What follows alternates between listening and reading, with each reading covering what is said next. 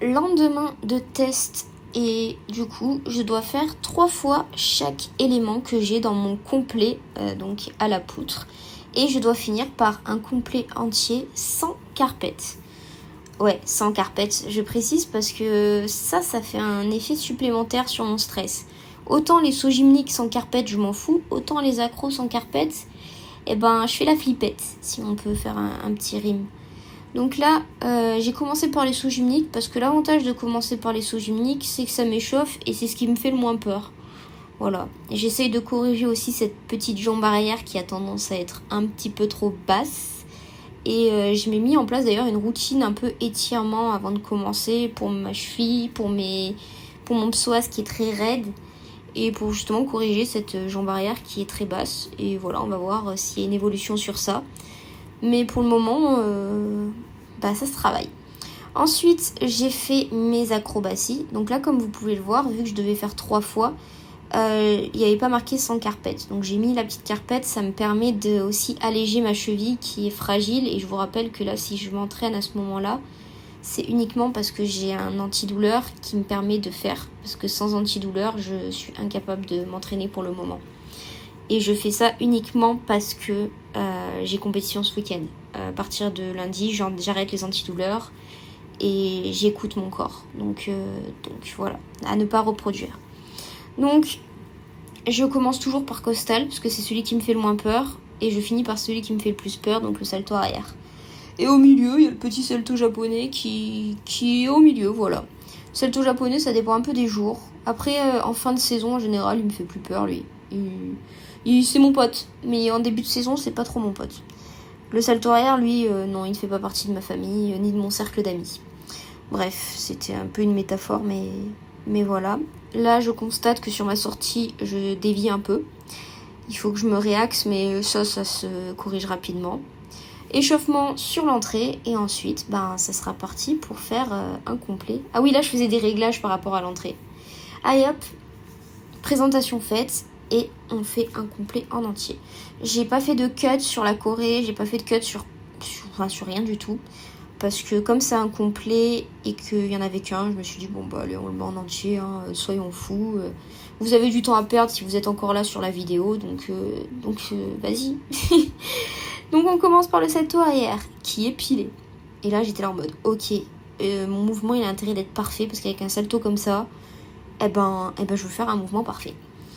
Donc on va voir, saut de chat, et là je me dis battement I fort, ok. Le costal est réussi, il me reste plus que le japonais, et là je dis allez let's go. J'ai pas le droit de tomber, je veux pas tomber, pas sur cet élément là. Et hop, c'est réussi. Donc là je suis vraiment à un mouvement sans chute, et il ne me reste plus que les sauts gymniques. Donc dans ma tête c'est Sophie, tu écartes fort les jambes, tu fais tes grands écarts à fond, et puis tu ne tombes pas. Ouais, c'est un peu mon mindset une fois que j'ai passé toutes mes accros. Mais c'est encore pire parce que c'est le moment où je me mets encore plus à stresser. Je me dis, je suis pas tombée aux accros, je peux pas tomber au gymnique. Donc c'est un peu à double tranchant de faire ça. Et en tout cas, plus que la sortie. Et c'est un joli mouvement. Je trouve que c'est un des plus beaux que j'ai fait depuis le début de la saison. Et ça fait grave plaisir. L'objectif de cet entraînement, faire 2 fois chaque élément et ensuite tirer complet. Là, on est vraiment en fin de semaine, je commence à être fatiguée. Au niveau des jambes, c'est plus trop ce que c'était. Et bon, les sauts, ça va, on va dire, mais ouais, les jambes, ça veut pas du tout. Et je me suis dit, le double pivot, quand je suis pas trop fatiguée, il a tendance à un peu plus passer, alors que quand je suis en plein mouvement et en fin de mouvement, il ne passe pas. Donc je me suis dit peut-être que sur un malentendu, si je fais le double pivot en début de complet, peut-être qu'il passera. Donc j'ai décidé de changer un peu. Et je vous laisse regarder du coup ce changement, plus mon passage qui a été catastrophique. Mais voilà, c'est aussi révélateur de ma fatigue du moment.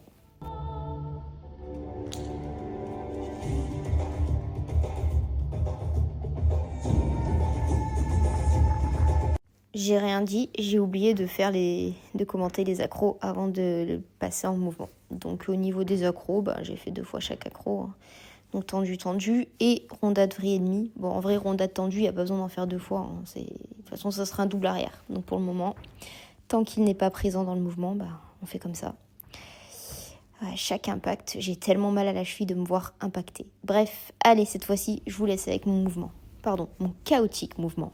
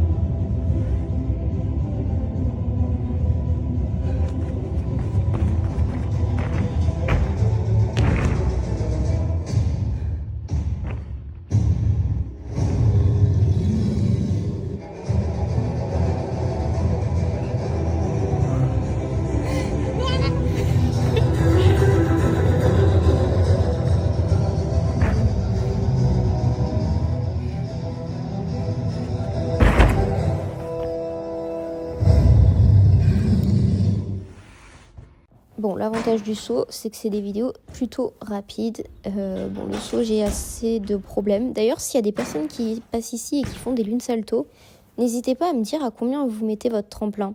Parce qu'en fait, moi, je le mets à 1m10. Et maintenant, du coup, je le mets à 1m15 parce que je me suis rendu compte que quand je le mets à 1m15, c'est là où je réussis mes lunes salto. Et du coup, je me demande, en fait, parce que j'ai pas envie de le reculer, parce que je me dis c'est anti-technique, mais d'un autre côté, il n'y a que comme ça que j'arrive à arriver sur les pieds. Donc voilà, petite question pour les personnes qui font une salto, combien vous mettez votre tremplin et savoir surtout si en fait 1m10 ça passe ou pas quoi. Enfin plutôt 1m15. Bon, je pense que si vous me suivez, vous savez à quel point les barres en ce moment c'est pas mon fort et à quel point juste faire un mouvement simplifié mais compliqué. Et ça franchement c'est hyper relou. J'ai envie de réussir, j'ai envie de faire bien, mais non, ça ne veut pas. Et au programme, j'avais à faire un mouvement ou des parties, je sais plus, tellement que en fait, j'avais pas réussi, donc je pourrais même pas vous dire exactement ce qu'il fallait que je fasse. Mais la valse ne veut pas en fait, elle ne veut pas, elle fait grève et elle refuse de passer.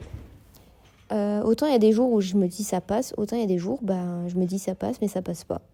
Et comme ça, il y a des éléments. Je sais pas si vous avez des éléments un peu horribles comme ça, mais genre, ouais, par exemple, vous avez des éléments où ça passe pas du tout et c'est compliqué ou pas? Parce que je me dis, vas-y, je dois pas être la seule à avoir un élément compliqué. Sachant qu'il n'y en a pas qu'un, mais là, essentiellement, en ce moment, la valse.